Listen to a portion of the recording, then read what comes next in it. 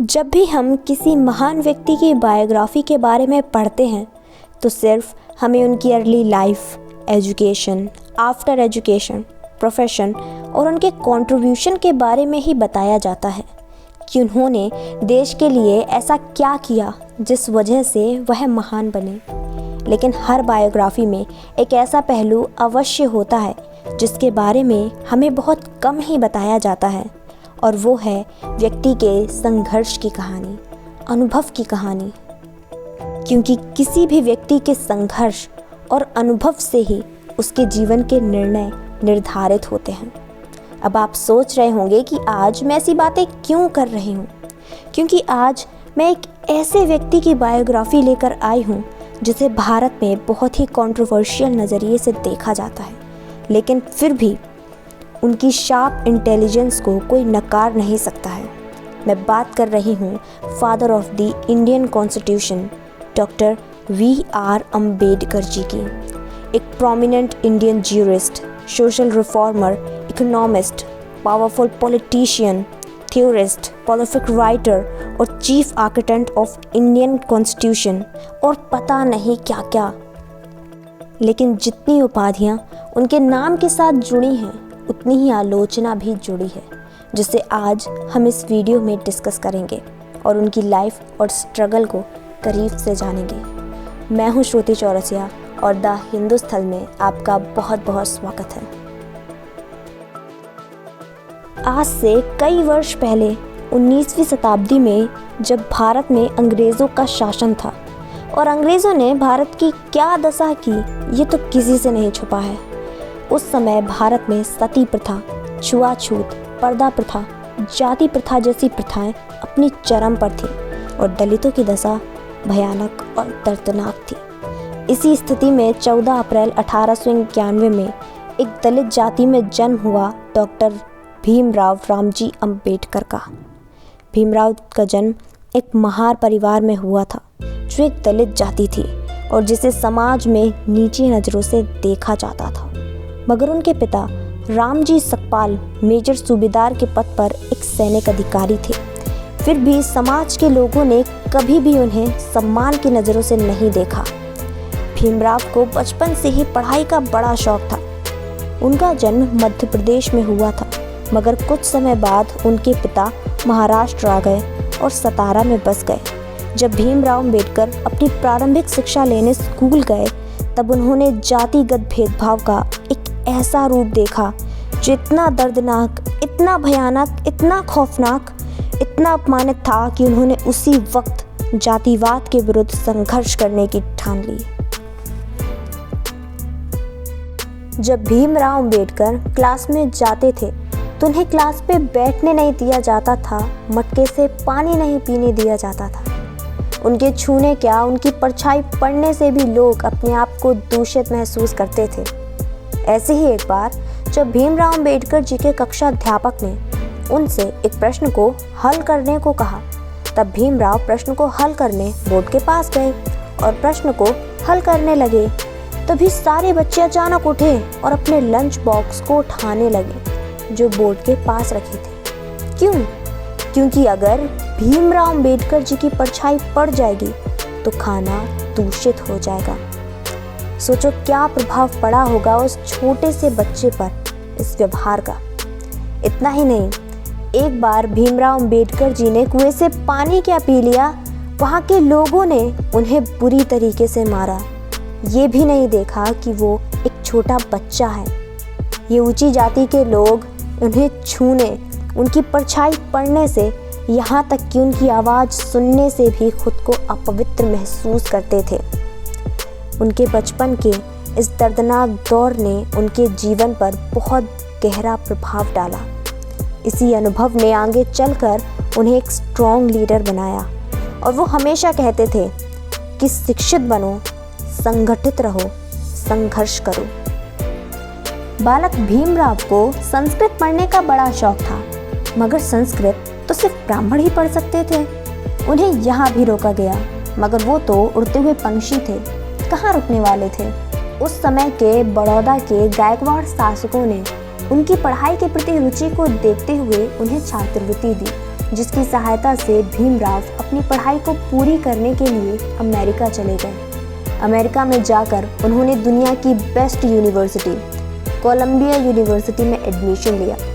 Political science में MA किया, economics में एमए किया, हिस्ट्री में एमए किया, सोशोलॉजी में एमए किया, फिर पीएचडी की और फिर 1917 में लंदन स्कूल ऑफ इकोनॉमिक्स चले गए, जहां उन्होंने पहले एमएससी किया, फिर लॉ की डिग्री प्राप्त की और अपने युग के सबसे ज़्यादा पढ़े लिखे राजनेता और विचारक बन गए। कहाँ से शुरुआत की थी उन्होंने?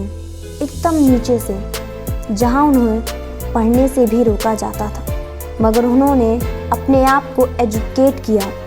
भीमराव अम्बेडकर 64 विषयों के मास्टर थे, 9 भाषाओं के जानकार थे, विश्व के सभी धर्मों के बारे में पढ़ाई की और किताब के ऊपर अपनी थीसिस लिखी। ये वही किताब थी जिसके ऊपर आगे चलकर भारत के रिजर्व बैंक ऑफ इंडिया को बनाया गया। The evolution of provincial finance in British India और the problem of the rupee. Bhimrao Ambedkar की इन दोनों किताब के आधार पर आरबीआई को बनाया गया। सोच सकते हैं आप कि जिस व्यक्ति को समाज अपना नहीं पाया, आज उसकी बुद्धि और शोध के बल पर आरबीआई को बनाया गया। खैर, अपनी पढ़ाई पूरी करने के बाद भीमराव भारत आ गए और कुछ समय बाद उन्होंने बड़ौदा राज्य के सेना सचिव के रूप में नौकरी की, जो उस समय एक बड़ी पदवी मानी जाती थी।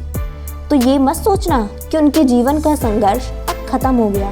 नहीं, छुआछूत ने अभी भी उनका पीछा नहीं छोड़ा था। उनके ऑफिस का प्यून भी जब उन्हें फाइल देता था तो उन्हें दूर से फेंक कर देता था और कहता था कि तू नीची जाति का है, पदवी बड़ी है तो क्या। समाज के साथ साथ उनकी पारिवारिक दुर्घटनाएं भी कम नहीं थीं। उनकी पत्नी रमाबाई, जिनके साथ उनकी 5 संतानें हुईं, एक के बाद एक 4 संतानों ने दुनिया को अलविदा कह दिया और पत्नी ने भी ज़्यादा लंबा साथ नहीं दिया। उन्होंने भी जल्द ही दुनिया को अलविदा कह दिया। ऐसे में अगर कोई भी व्यक्ति होता तो पूरी तरह टूट जाता, मगर जैसे उनके जीवन ने उन्हें परिपक्व बनाया और भीमराव अम्बेडकर बस लड़ते चले गए। 1927 में उन्होंने सत्याग्रह आंदोलन में हिस्सा लिया और एक भाषण के दौरान उन्होंने कहा कि जहां मेरे व्यक्तिगत हित और देश हित में टकराव होगा, वहां मैं देश के हित को प्राथमिकता दूंगा, परंतु जहां दलित जातियों के हित और देश के हित में टकराव होगा, वहां मैं दलित जातियों को प्राथमिकता दूंगा। वे दलित जाति के लिए एक मसीहा के रूप में सामने आए और दलितों को सार्वजनिक कुएं से पानी पीने का अधिकार, मंदिर जाने का अधिकार, ये सारे अधिकार दिलवाने के लिए उन्होंने कसम खा ली और एक सेपरेट इलेक्टोरेट की मांग कर दी, जिसमें दलित कम्युनिटी के लिए अलग वोटिंग हो। लेकिन गांधी जी बीच में आ गए और आमरण अनशन कर दिया और कहा कि हम दलित जातियों के लिए सीट्स को रिजर्व कर देंगे, मगर जातियों को बंटने नहीं देंगे। फिर क्या, भीमराव अम्बेडकर को झुकना पड़ा और साल 1932 में ऐतिहासिक पूना पैक्ट साइन हुआ और इस तरह भीमराव अम्बेडकर जी ने दलित जातियों के लिए सीट्स को रिजर्व करवा लिया। साल 1936 में बाबा साहब अम्बेडकर जी ने स्वतंत्र मजदूर पार्टी का गठन किया और कुछ समय बाद उसे all India schedule caste party में बदल दिया। इस पार्टी के साथ वे 1946 में संविधान सभा के चुनाव में खड़े हुए, लेकिन प्रदर्शन बहुत बुरा था। मगर भीमराव अम्बेडकर एक इंटेलिजेंट और विजनरी लीडर थे, इसलिए 29 अगस्त 1947 को स्वतंत्र भारत के नए संविधान की रचना के लिए बनी संविधान की ड्राफ्टिंग कमेटी का अध्यक्ष भीमराव अम्बेडकर जी को नियुक्त किया गया। उन्होंने संविधान को बनाने से पहले लगभग 60 देशों के संविधानों का अध्ययन किया था। इसी कारण से बाबा साहेब को भारत के संविधान का पिता कहा जाता है। आज़ादी के बाद 1947 में जब पंडित नेहरू ने अपनी पहली कैबिनेट बनाई, तब भीमराव अम्बेडकर जी को कानून और न्याय मंत्री के पद पर नियुक्त किया। लेकिन 1951 में कश्मीर मुद्दे, भारत की विदेश नीति और हिंदू कोड बिल के प्रति नेहरू की नीति पर अपने मतभेद व्यक्त करते हुए उन्होंने अपने मंत्री पद से इस्तीफा दे दिया, क्योंकि उन्हें कभी सत्ता का लालच नहीं था। वो तो देश के एक कमज़ोर हिस्से को उठाना चाहते थे, फिर चाहे वह दलित समाज हो या नारी सम्मान हो। B.R. अम्बेडकर, जिन्होंने 1935 में कहा था कि मैं एक हिंदू के रूप में नहीं मरूंगा, और 21 साल बाद उनकी बात सही साबित हुई। 14 अक्टूबर 1956 को उन्होंने नागपुर में एक ऐतिहासिक समारोह में बौद्ध धर्म अपना लिया और 6 दिसंबर 1956 को उनकी मृत्यु हो गई। डॉक्टर भीमराव अंबेडकर, जिनकी भाषा और आचरण में सहनशीलता और बुद्धिमत्ता का भरमार था, उन्होंने कभी भी परिस्थितियों को कोसा नहीं, बस अपने आप को निरंतर शिक्षित किया। और साल 1990 में गवर्नमेंट ने उनके कंट्रीब्यूशन को देखते हुए उन्हें भारत रत्न से सम्मानित किया। अगर आप इस बायोग्राफी से कुछ सीख सकते हैं तो वो है कि निरंतर अपने आप को शिक्षित कीजिए, क्योंकि जब एक बार आपकी बुद्धि का विकास हो जाएगा तब मृत्यु के बाद भी कोई आपके अस्तित्व को मिटा नहीं पाएगा।